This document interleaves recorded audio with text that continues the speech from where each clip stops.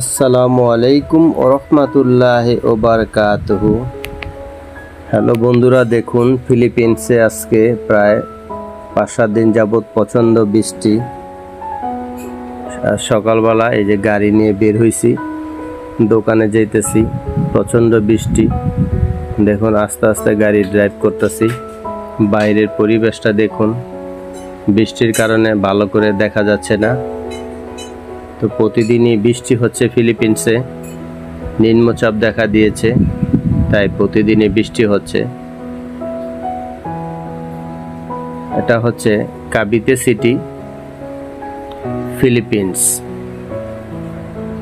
আমি এখন আছি ইমুস কাবিতে সিটি, ফিলিপিন্স। সাপুতে লাস পিনাস যাইতেছি।